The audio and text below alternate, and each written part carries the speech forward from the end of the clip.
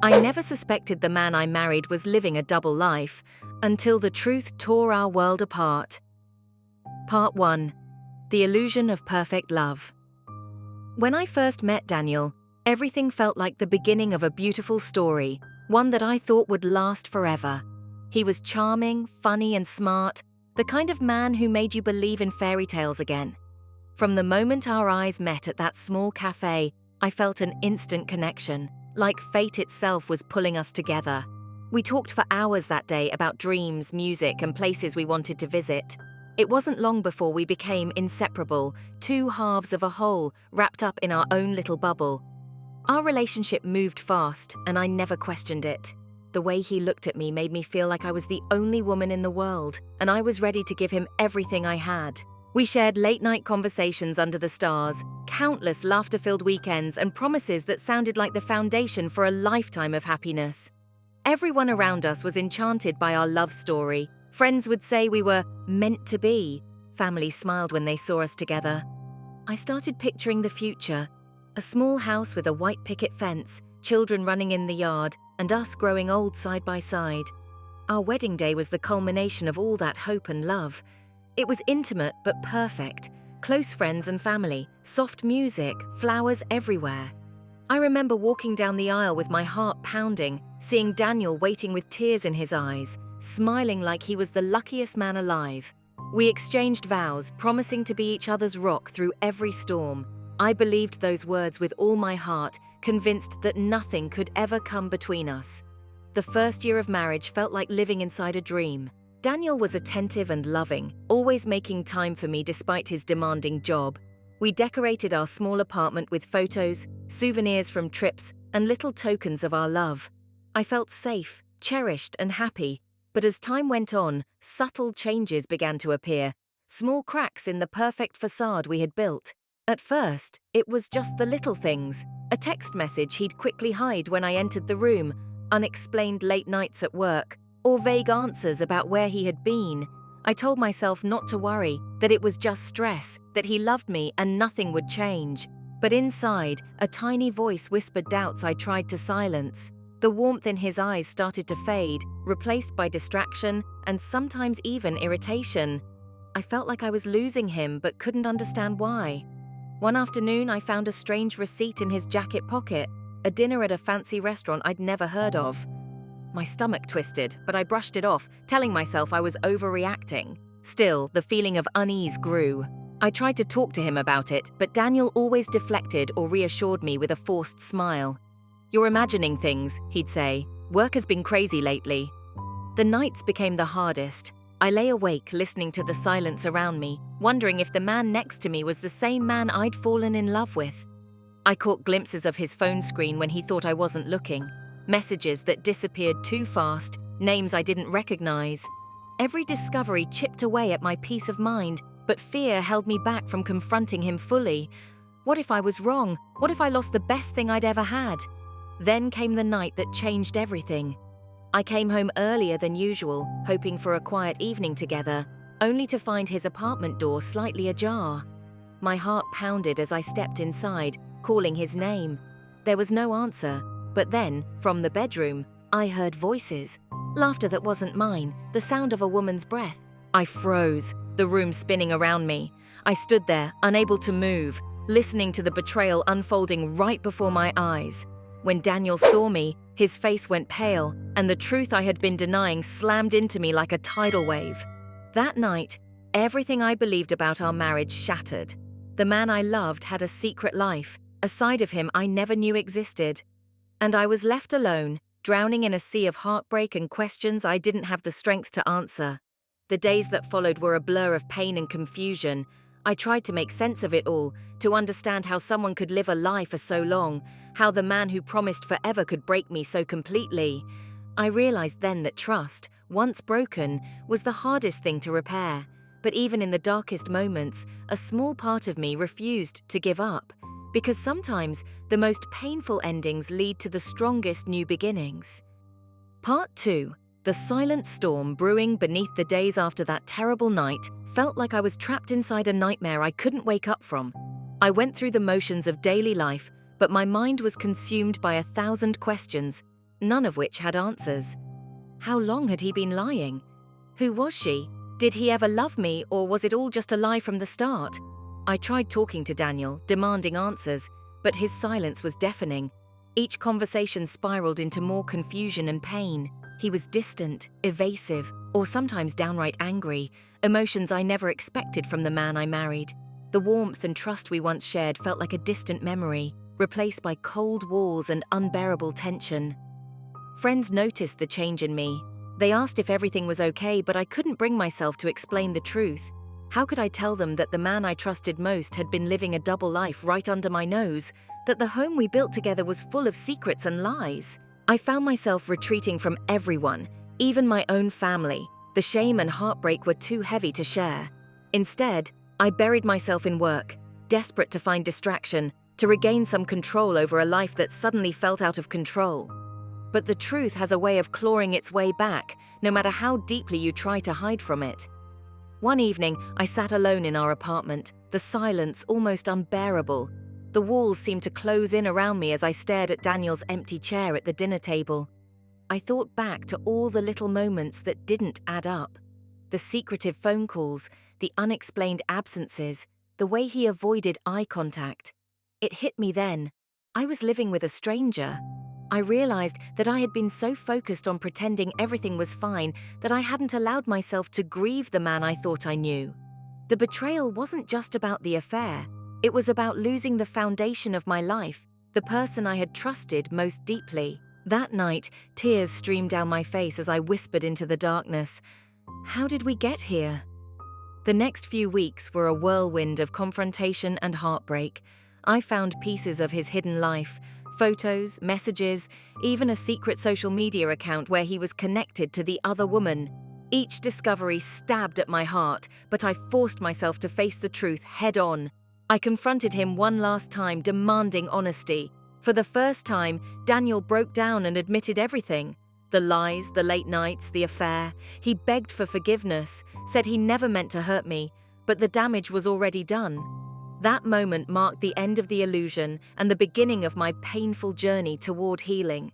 I realized I had a choice: to let the betrayal destroy me or to find the strength to rebuild my life piece by piece.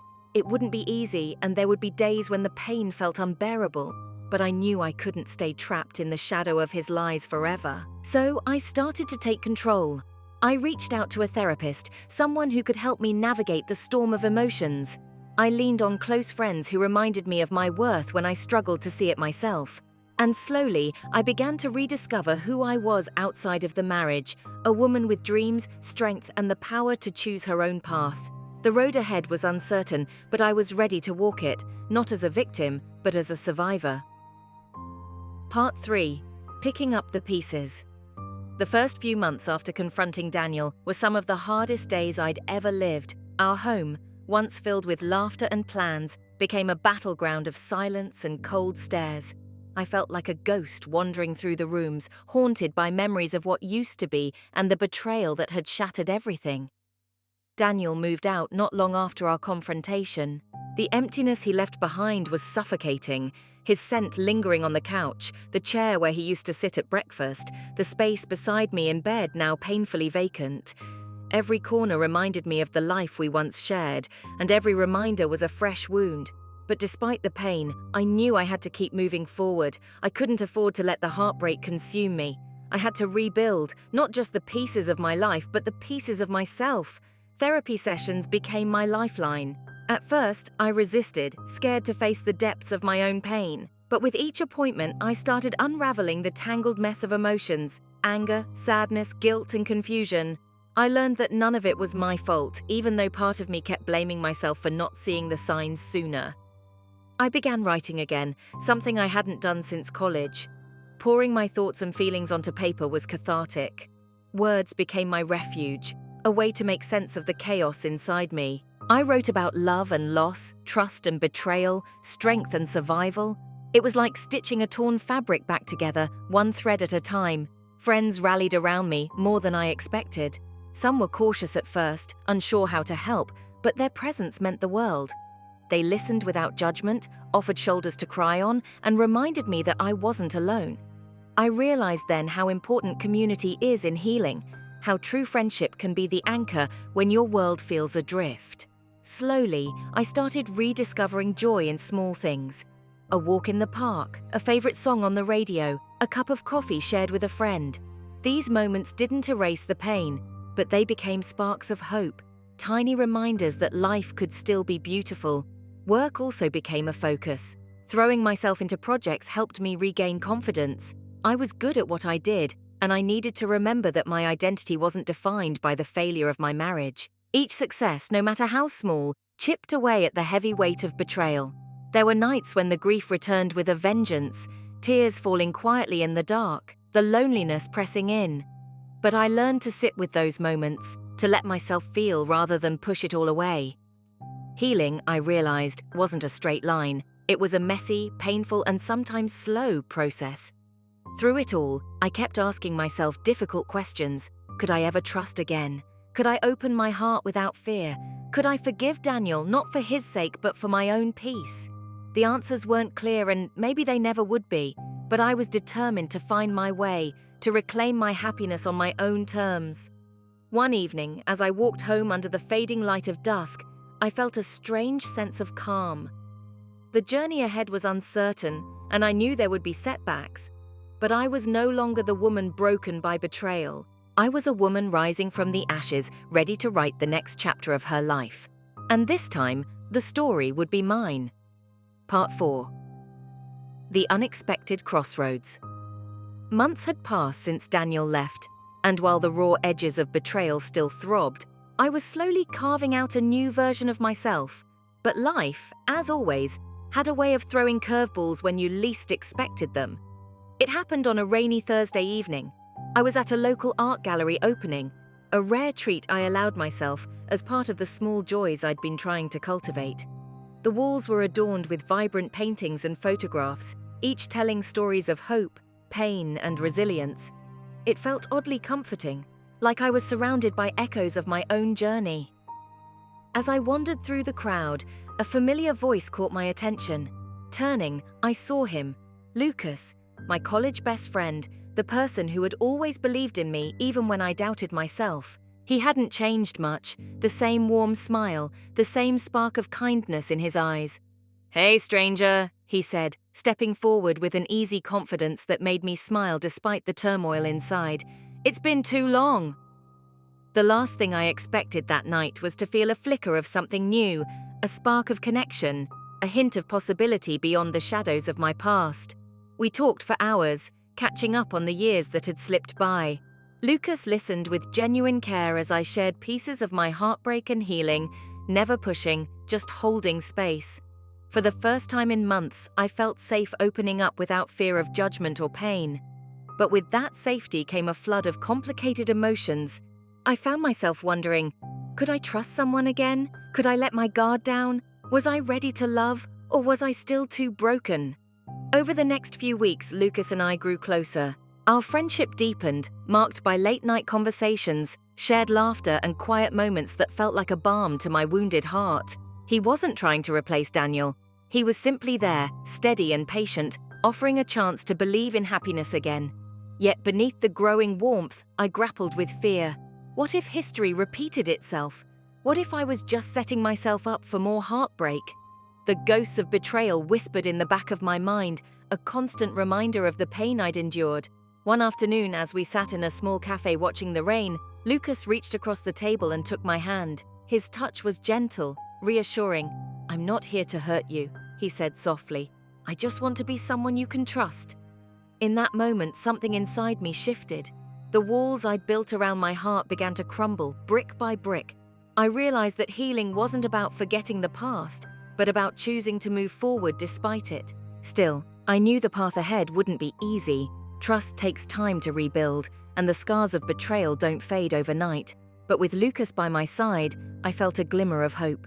The possibility of a future where pain didn't define me, where love could bloom again. As I left the cafe that day, rain dripping from my coat, I looked up at the cloudy sky and whispered a quiet promise to myself. I would embrace the uncertainty, face the fear, and open my heart once more.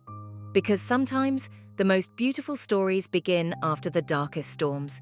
Part 5, Shadows of the Past. Just as the fragile tendrils of new hope were beginning to take root, the past came crashing back in with an unforgiving force. It was a phone call that shattered the fragile calm I'd fought so hard to build. I was sitting alone in my apartment late one night, scrolling mindlessly through my phone, when Daniel's name flashed on the screen. My heart froze. For months, I'd avoided any contact, determined to sever ties and protect my healing, but the sight of his name dredged up old wounds I thought were healing. I debated whether to answer, my fingers trembling. Eventually, curiosity and a strange sense of closure pushed me to pick up. "Can we talk?" Daniel's voice was low, hesitant. The conversation that followed was raw and painful. He confessed that he hadn't stopped thinking about me, that the guilt of his betrayal had eaten away at him. He admitted the affair was over and that he was trying to rebuild his own life, but something inside him still clung to the hope that we might find a way back. I listened, torn between anger and pity, hurt and lingering love. Despite everything, part of me still cared. But I also knew that rekindling anything with Daniel would mean reopening wounds that were barely scabbed over. Over the next few days, the memories flooded back with relentless clarity. I saw again the secret texts, the lies, the nights when he came home late smelling like another woman. I remembered the night I caught him in the act, the cold betrayal that cut deeper than I ever imagined. That night replayed endlessly in my mind, a painful loop I couldn't escape. The look on his face when I confronted him, the broken apologies, and my own heartbreak. I realized then that forgiveness was a journey, not a destination, and for me, that journey meant accepting the past without letting it dictate my future. At the same time, Lucas was there, steady and unwavering. When I confided in him about Daniel's call, he listened without judgment. "You don't owe him anything," he said softly. "Your heart deserves peace." His words were a balm, but also a reminder that moving on meant facing my fears head-on. The days that followed were a battle between my heart and my head. I wrestled with trust, with forgiveness, and with the question of what love really meant. Could I open myself to someone new without the shadow of betrayal looming over me? One evening, as I walked through the quiet streets, I thought about all I'd lost, and all I still had to gain. The pain was real, but so was the strength growing inside me.